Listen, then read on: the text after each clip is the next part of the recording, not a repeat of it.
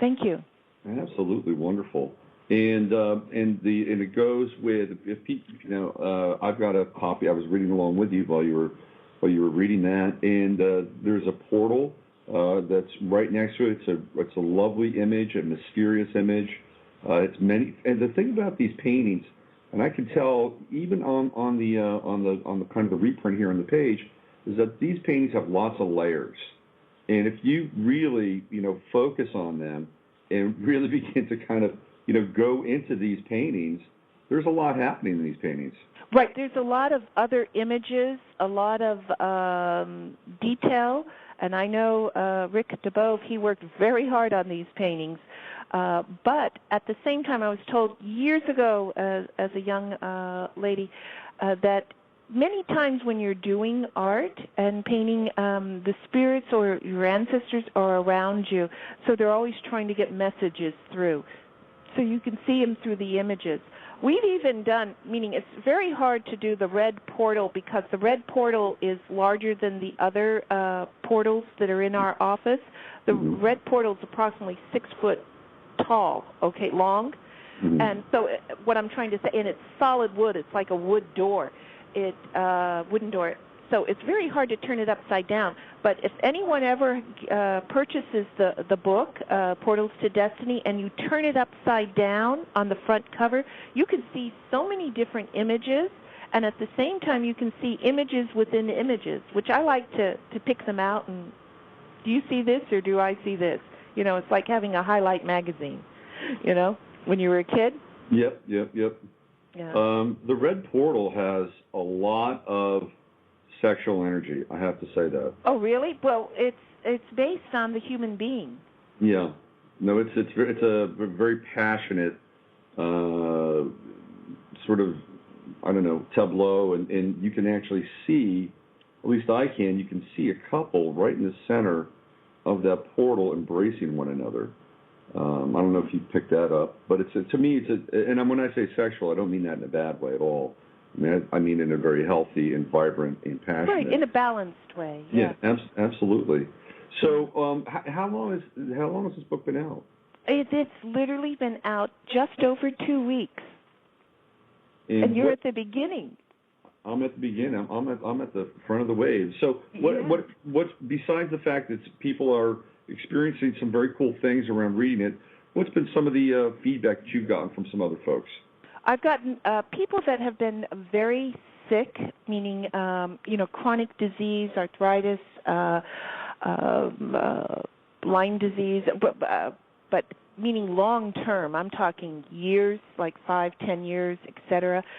Even with the Morgellons, when they read it, a lot of the pollution starts to unwind and come out, because I feel that this book is a mechanism for the right vibration for within your own temple, which is your body. So you have your own acoustics within your body, because we're all different in shapes and sounds and backgrounds. And when you say it aloud, it starts clearing up in the normal blessings, which are health, wealth, and happiness. So if you need health, it starts working on that. But it's really within yourself, because you have the ability. It's just aligning. And this is what these paintings and the text of the book does. At least that's what I've looked at as an observation, is that it aligns mankind, the body, man, to the earth, and earth to the heaven, and then man to heaven. Once you align you as the individual self, then it aligns the other individuals within your family, your community, your relatives, your nation, etc. I feel that there will be many, many changes as a result of reading it and sharing this book throughout the world. Well, that's awesome. And pardon me for interrupting you, Go Robin. ahead. But it's important, if it's a simple little book, no matter who was the author or who was the artist, that if it helps what the situations that are happening now, it was divinely in order and divinely inspired. So it came from the heavens, whether it was beyond and beyond, Right. That's kind of where I was going to go with it. It's like, here we have this, this wonderful little book, and it's compact, and it's got some potent imagery and some timeless wisdom, and yeah, this is what the world needs now. We need more books like this. We need more experiences where we can move past these barriers of limitation and fear and a lot of the external forces that are tamping down on us. So kudos to you. In the back of the book, and there's also an order form for Rick's artwork and some of your botanical blends, and that's in the back. And you actually have a website, the Staninger Report, where people can read more about this as well, correct? Mm-hmm. Correct. And those particular botanical blends, one which was named after sort of Rick and I, we shared something in common. Certain age groups tend to have had Latin when they had to go to college or to high school, so you could get into college, and we were one of those lucky groups. But I always had this nickname Hildegardicus, which was a Latin spin-off, and his was Victorious. So I made this blend, which was Hildegardicus Victorious, and that really cleans up the brain. But if you've never been open, like your pineal gland or anything, or getting that calcification off, it really helps with that. Brain focus and everything, and beautiful responses. If anyone had any debilitating disease of the brain or anything, it would be very interesting to see how it worked on that. Many people have lucid dreams and experience heightened ESP, as I would call it. And then you also have the Grand Master blend. What yes, is that? The Grand Master is really like an introduction, because Rick sees himself as his type as the Grand Master architect of creation, because he's creating all these paintings and even custom portals for individual needs. And in this, the Grand Master is really not only creating, but also the introduction to his next series, which are the New Royals, which you have the Empress of Commerce and all the other different, I'm going to call it guardians of those gateways that open the gates that go into the portals. So it's very unique and very nice, and needed at this time, because there are many artists that are blossoming and coming out, but each one has their own age and time of recognition. Were you named after Hildegard von Bingen? Possibly. And at the same time, a very famous singer that was at the turn of the century, Hildegard. Mm-hmm. Yeah, my grandmother, Louisa, loved that name. So it had to be Hildegarde if it was a girl. If it was a boy, it would have been Wolfgang. Uh-huh. Interesting. Have you ever gotten into her work? I mean, yes, I was very fortunate in, it came about in the 1990s. Her work, the end of the 80s, 90s, there was a professor that did a lot of the translations, and he sent me his early works prior to when it went to publishing in that.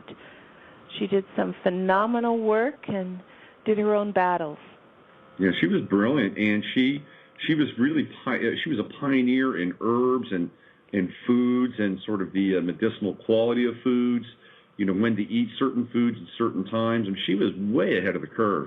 Yes, she was definitely ahead of the curve, and she was also where she would blend different herbals and everything, meaning she was definitely ahead of the time, and she came from nobility, but when she was 8 years old, she was sickly, and her parents put her in a nunnery, the convent.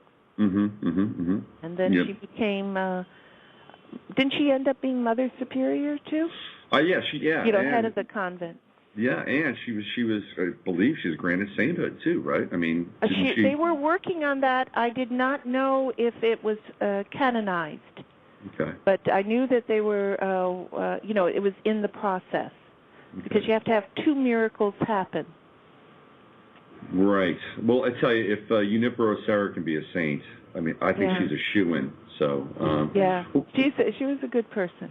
So and let's she talk did about beautiful for our listeners. If you ever look at her work or anything, she did the most beautiful icons and beautiful visions, because she would get terrible headaches and see visions. And in those visions, she would paint it. Yeah, she was a true Renaissance person. I mean, even though she used the word verde, so I was very happy that when I put it into the book, it was like a reflection of her. All right, so we got our Hildegarde connection going on here. That's good. Yeah. So let's talk about your show. We have about 4 or 5 minutes before I have to transition to the next hour. Let's talk about your show on Michael's Network. What are some of the topics you're going to be covering, and some of the guests that you might be bringing into your realm there? Yes. I'm focusing the show on different modalities that may be happening, and also observations within the environment. Example, our next show, which is going to have my guest host Sandra Lemire, is going to be on oxygen deficiency within the United States. Because a lot of the pollutions are now in the air, and have been in the air. At the same time, the mass population is having less oxygen in their body. Then I'm going to do catalytic altered water. Of course, I'm going to have a show on F.A.R. infrared, and also on certified Baltic amber, and how it was used in history from medicinal, mystic, and also in the science side of lasers with that. And also going into nanotechnology and other different types of terms over the summer. I plan to have the Executive Director, Richard Young, with the National Registry of Environmental Professionals as a guest host, so that we can talk about nanotechnology and the impact on the environment, and a lot of other topics along that line. Good stuff. And when is that happening? What day is that? It happens on Wednesday from 1 to 3 o'clock Pacific Standard Time, and then, as many of the audience may know, those shows are archived, so that you can listen to them at your convenience. Well, sounds good, and I'm glad you're working with Michael, and you guys are putting together a nice little team over there with what he's doing. So it's good stuff. Well, I appreciate everything, because it's like getting mentored. It's all coming about. Good. Well, listen, I really want to thank you for coming on the show, and it's been a delight chatting with you, and maybe somewhere down the line we can do this again, and maybe with your next book we'll have you on and get an update from you. I appreciate that very much, and thank you very much, and I look forward to listening to your next guest too, because it's really good information, okay? Yeah, Michael's an interesting character, and I'm looking forward to it as well. Okay, well, thank you very much. Thank you very much. Okay, bye, Dr. Bye-bye. Bye-bye. So that was Dr. Hildegarde Staninger, and a fascinating woman. I mean, talk about some brain power, huh? There's something happening there for sure, and she's got this book is interesting, Portals to Destiny. You can go to her website, and that's StaningerReport.com, and check it out, and you can get a sense of the book. It is not a very big book, but again, it's packed and concentrated and very focused. So you can find out more about the book there.